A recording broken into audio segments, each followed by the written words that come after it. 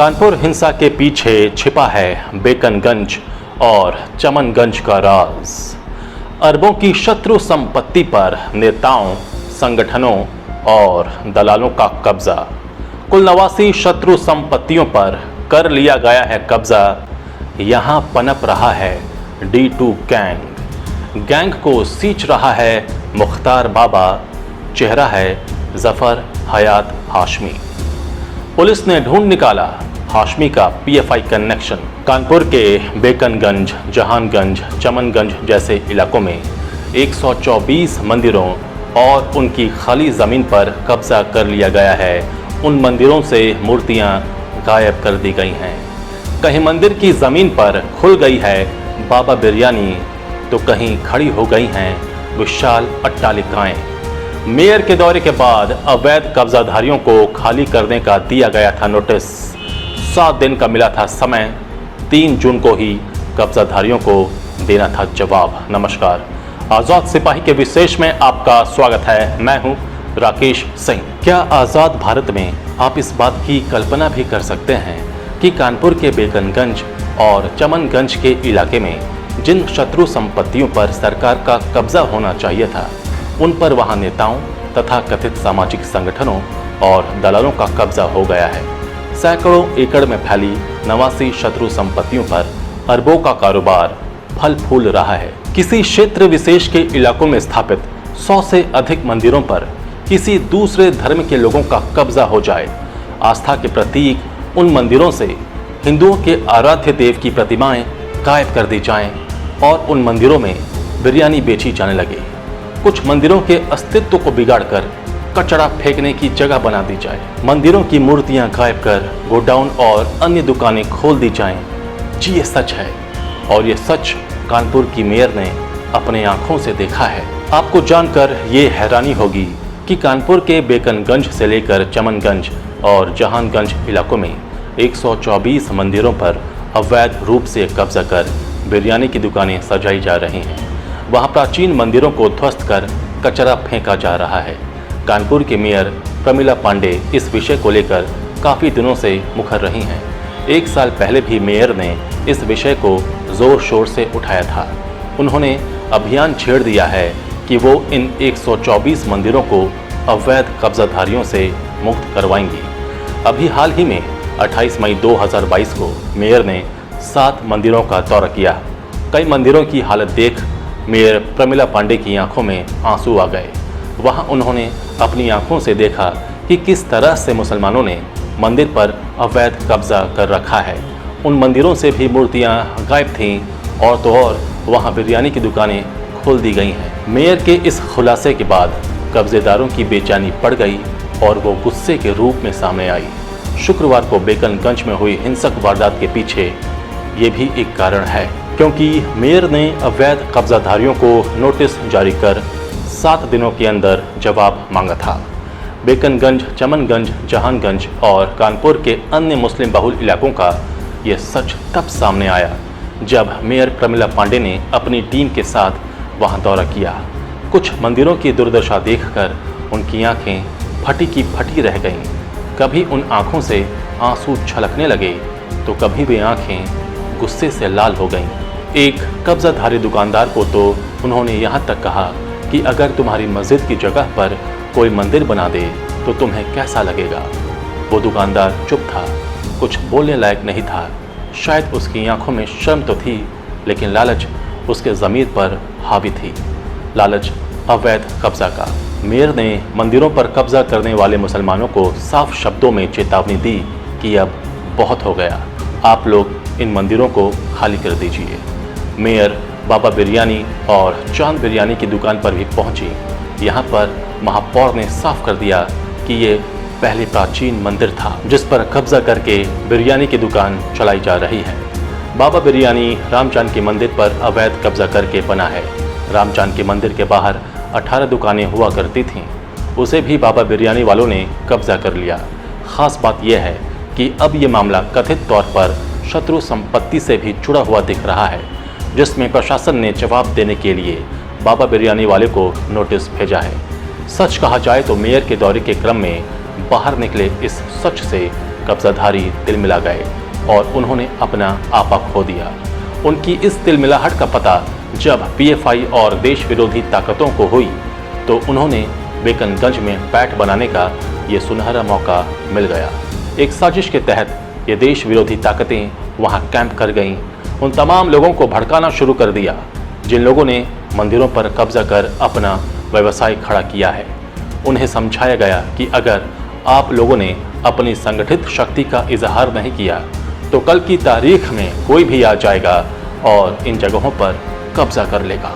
कारण इन ताकतों और दुकानदारों को पता था कि मेयर इस मुद्दे को लेकर काफ़ी दिनों से गंभीर हैं। उन्होंने हाल के दौरे में ही नोटिस भेजकर 7 दिनों में जवाब मांगने की बात कही है। शरारती तत्व ये अच्छी तरह जानते थे कि 7 दिन बाद उन पर कानूनी कार्रवाई भी होगी। लिहाजा एक सोची समझी साजिश के तहत 3 तारीख को चुना गया। वीडियो और पोस्टर जारी कर संदेश दिया गया कि बेकनगंज की दुकानों को बंद रखा जाए। बहाना बनाया गया भाजपा प्रवक्ता नुपुर शर्मा की एक धार्मिक टिप्पणी को। कहा गया कि उनकी टिप्पणी से उनके धार्मिक भावनाओं को ठेस पहुंची है, लिहाजा विरोध में हम अपनी दुकानें बंद कर रहे हैं। यहाँ सवाल ये है कि अगर नुपुर शर्मा की टिप्पणी पर विरोध होना था तो वो देश स्तर पर होता। एक और बड़ा सवाल कि आखिर विरोध के लिए शुक्रवार का दिन ही क्यों चुना गया, कानपुर का बेकनगंज ही क्यों चुना गया। सबको पता था कि शुक्रवार को देश के राष्ट्रपति, प्रधानमंत्री और यूपी के मुख्यमंत्री बेकनगंज से मात्र 50 किलोमीटर दूर एक गांव में हैं। वहीं प्रदेश की राजधानी लखनऊ में देश विदेश के तमाम पूंजीपति निवेश की संभावना तलाशने आए थे। निवेश की सबसे पहली शर्त होती है प्रदेश की कानून व्यवस्था, अमन चैन। जैसा कि जांच में भी पीएफआई की भूमिका की पुष्टि हो चुकी है। भारत विरोधी ताकतों को पता था कि देश की मीडिया की नज़रें अभी उत्तर प्रदेश पर हैं। चूँकि जुम्मे की नमाज के समय काफ़ी संख्या में मुसलमान मस्जिद में इबादत करने आए थे। इसका फ़ायदा उठाते हुए अराजक तत्वों ने भड़काऊ तकरीर दे दी। भीड़ भड़क गई, षड्यंत्रकारी पीछे पीछे और भीड़ आगे आगे, और फिर शुरू हो गया हिंसा का खेल। आखिर 124 मंदिरों पर अवैध कब्जा, मेयर द्वारा नोटिस, बाबा बिरयानी का शत्रु प्रॉपर्टी एंगल, शुक्रवार का दिन, जुम्मे की नमाज, मस्जिद में भीड़, प्रधानमंत्री, राष्ट्रपति और मुख्यमंत्री के कार्यक्रम का पहले से पता होना, लखनऊ में निवेश करने आए पूंजीपति, हिंसा और दंगाइयों का पीएफआई कनेक्शन। इस पूरे घटनाक्रम के पीछे की क्रोनोलॉजी, उसमें छिपे षड्यंत्र पर से पर्दा उठाते आजाद सिपाही के विशेष संवाददाता राकेश सिंह यानी मेरी ये विशेष रिपोर्ट। कानपुर हिंसा का बवाल सिर्फ एक बयान के आधार पर जोड़कर नहीं देखा जा सकता। ये हिंसा देश विरोधी ताकतों की एक सोची समझी रणनीति थी। रणनीति योगी राज में दंगा भड़काने की, उनकी इमेज को मोदी के सामने धूमिल करने की। रणनीति उत्तर प्रदेश की छवि देश विदेश से निवेश करने आए उद्योगपतियों और पूंजीपतियों के बीच भय फैलाने की। देश का प्रधानमंत्री और राष्ट्रपति अगर एक जगह उपस्थित हों तो जाहिर है मीडिया का पूरा फोकस वहीं होगा। इसका फायदा देश विरोधी ताकतों ने बखूबी उठाया और कानपुर हिंसा को अंजाम दे दिया। हिंसा की तारीख और टाइमिंग पर गौर कीजिएगा। इसके लिए इसकी क्रोनोलॉजी को समझना जरूरी है, लेकिन एक एंगल और भी है जिस पर ध्यान देने की ज़रूरत है, और वो है बाबा बिरयानी का एंगल। चलिए समझना शुरू करते हैं। 28 तारीख कानपुर मेयर का बेकनगंज और आसपास के मुस्लिम बहुल इलाकों में प्राचीन मंदिरों का निरीक्षण। मेयर ने पाया कि उन मंदिरों पर मुसलमानों ने अवैध कब्जा कर रखा है। मंदिर के स्थान पर बिरयानी, मांस मछली और अन्य तरह की दुकानें खोली गई हैं। कुछ मंदिरों को कचरा घर के रूप में भी इस्तेमाल किया जा रहा है। छेड़ बकरियां बांधी जा रही हैं। कईयों ने तो वहां गोडाउन बनवा लिया है। मंदिर का अस्तित्व तो खत्म हो ही रहा है, साथ में मूर्तियां भी गायब कर दी गई हैं। कई मंदिरों की हालत तो ऐसी थी कि मेयर की आंखों में आंसू आ गए। यह मंदिर बेहद जीर्ण शीर्ण हालत में मिले। इतिहास के जानने वाले बताते हैं कि पहले इन इलाकों में हिंदू आबादी अधिक थी, लेकिन उनके पलायन के चलते उन मंदिरों को देखने वाला कोई नहीं बचा। उसके बाद कब्जा का खेल शुरू हो गया। मेयर ने कब्जाधारियों को नोटिस भेजकर 7 दिनों में जवाब मांगा। समझा जा सकता है कि अगर इन 7 दिनों में जवाब नहीं दिया गया तो कार्रवाई होगी, योगी का बुलडोजर पहुंच जाएगा। ठीक इसके कुछ दिन पहले बाबा बिरयानी का नाम सुर्खियों में आया था। राम जानकी मंदिर को कब्जा कर बाबा बिरयानी खोला, मिला नोटिस तो फाड़कर फेंक दिया। तारीख थी वर्ष 2022 की 20 मई। कानपुर प्रशासन ने 99/14A बेकनगंज स्थित संपत्ति को शत्रु संपत्ति घोषित कर रखा था। इसके लिए बाबा बिरयानी के मालिक मुख्तार अहमद बाबा को नोटिस भी जारी कर दिया गया। मुख्तार बाबा ने होटल पर चस्पा नोटिस को फाड़कर फेंक दिया। सूत्रों के मुताबिक मंदिर की जमीन राम जानकी मंदिर ट्रस्ट के नाम पर दर्ज है। नगर निगम के रिकॉर्ड में भी वहां पर 18 दुकानें हिंदुओं को आवंटित करने की बात लिखी है। ऐसे में ये ट्रस्ट कहाँ गया और कैसे ये ज़मीन पाकिस्तानी नागरिक आबिद रहमान के नाम चली गई, जिससे 1982 में आदरा बेगम ने ज़मीन खरीद ली। फिर उनके बेटे और बाबा बिरयानी के संचालक 3 भाइयों मुमताज़, मुश्ताक और मुख्तार बाबा के नाम पर वसीयत के तौर पर ट्रांसफ़र हो गई। बताया तो ये भी जा रहा है कि मंदिर के बचे खुचे हिस्से को बिरयानी बनाने के लिए किचन बना दिया गया। सवाल है कि अगर ज़मीन मंदिर की है तो पाकिस्तानी नागरिक के नाम कैसे हो गई, कैसे वहां की दुकानों पर कब्जा हो गए और जिनके नाम पर दुकानें थीं उन्हें वहां से भागना पड़ा। सवाल तो ये भी है कि जब ज़मीन किसी शत्रु के नाम पर है तो उसका ट्रांसफ़र कैसे हो सकता है। वहीं जांच के दौरान पुलिस को मुख्तार बाबा से संबंधित 17 साल पुराना एक ऐसा दस्तावेज मिला है जिसमें कहा गया है कि बाबा बिरयानी का मालिक मुख्तार बाबा D2 गैंग का खजांची है। D2 गैंग दाऊद की तरह यूपी में साम्राज्य खड़ा करना चाहता था। रिपोर्ट में चौंकाने वाला तथ्य ये भी है कि माफिया सरगना अतीक अहमद और मुख्तार अंसारी को गिरोह का राजनीतिक आका बताया गया है। रिपोर्ट में कहा गया है कि D2 गैंग ने अपनी दहशत के बल पर कानपुर में उन बस्तियों से हिंदुओं का पलायन कराया जहां कभी मिश्रित आबादी रहती थी। कादरी बिल्डिंग उनमें से एक ही बताई जा रही है। D2 गैंग के गुंडों की जिसने बात नहीं मानी उन्हें मार डाला गया और जो भागे उनकी संपत्ति का फर्जी कागजात तैयार करवा कब्जा कर लिया गया। कईयों ने औने पौने दाम पर अपनी संपत्ति को बेच दी। जमीनों की इस खरीद फरोख्त से D2 गैंग ने करोड़ों के वारे न्यारे किए। बेकनगंज से हिंदुओं का पलायन और पंक्चर साटने वाला बन गया शत्रु संपत्ति का सबसे बड़ा किंगपिन। बेकनगंज में 1990 के पूर्व तक यहाँ हिंदू आबादी भी थी। बाबरी मस्जिद विवाद के बाद दंगा भड़का तो कुछ लोग औने पौने दाम पर अपनी संपत्ति बेचकर पलायन कर गए।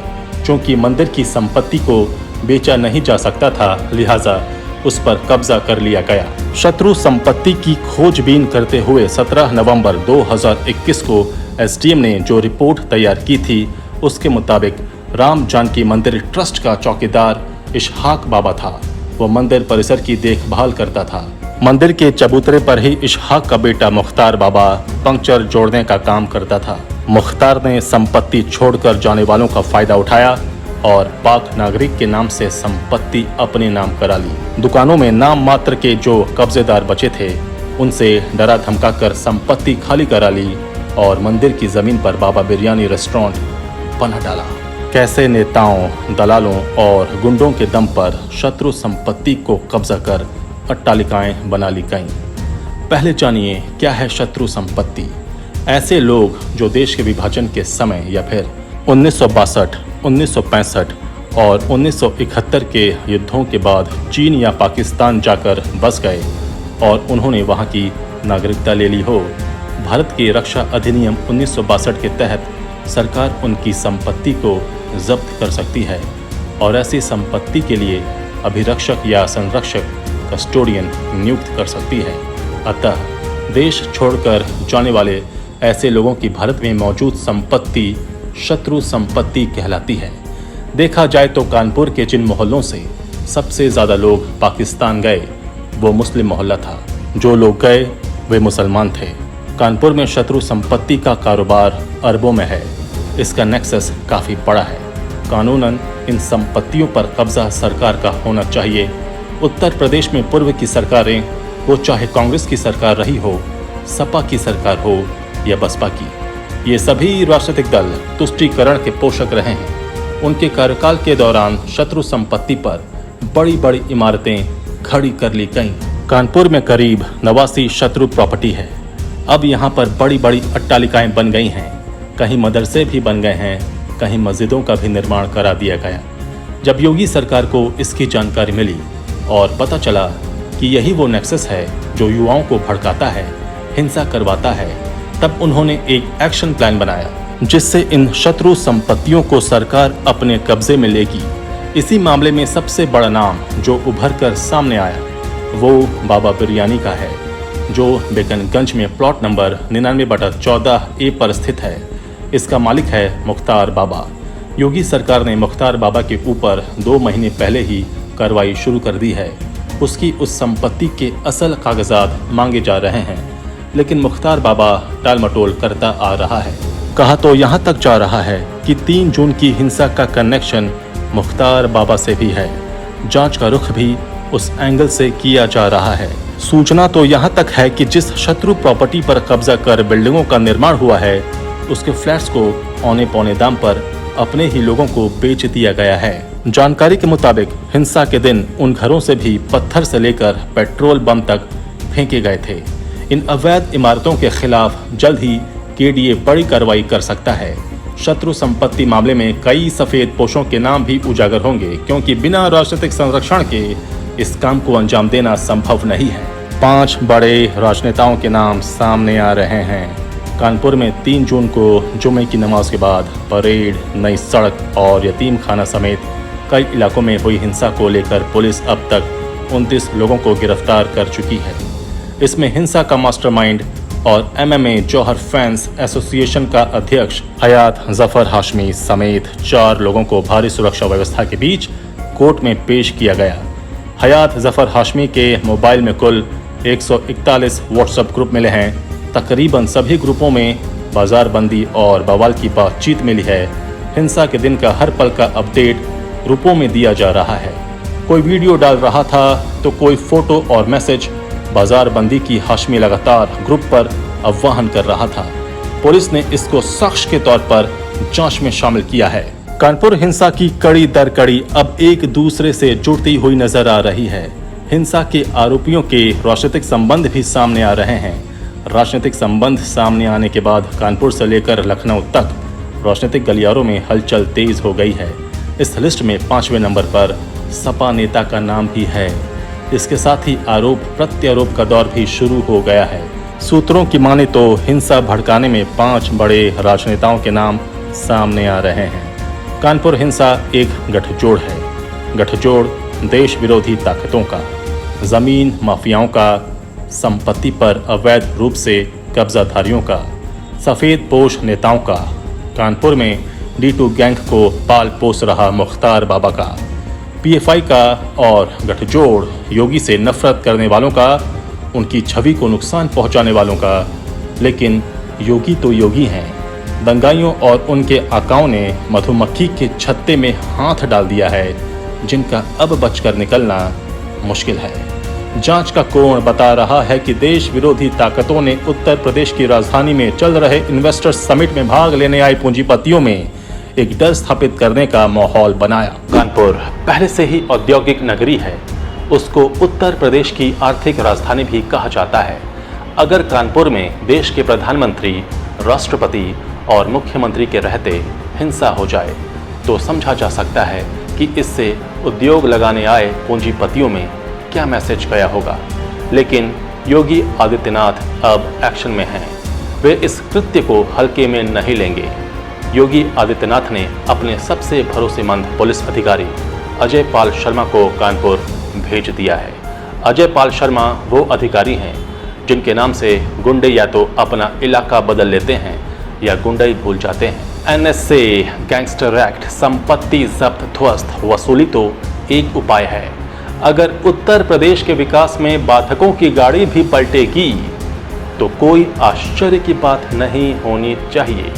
उपद्रवियों को सबक तो मिलनी ही चाहिए, ताकि दोबारा आम लोगों, बेगुनाहों के खून से वे होली न खेल सकें, देश को दंगों की आग में न झोंक सकें। आजाद सिपाही के विशेष में अभी इतना ही। आप हमारे इस YouTube चैनल को जरूर सब्सक्राइब करें। आप हमारे Facebook पेज को भी जरूर फॉलो करें और भी अधिक खबरों के लिए आप पढ़ते रहिए अपना लोकप्रिय दैनिक अखबार आजाद सिपाही।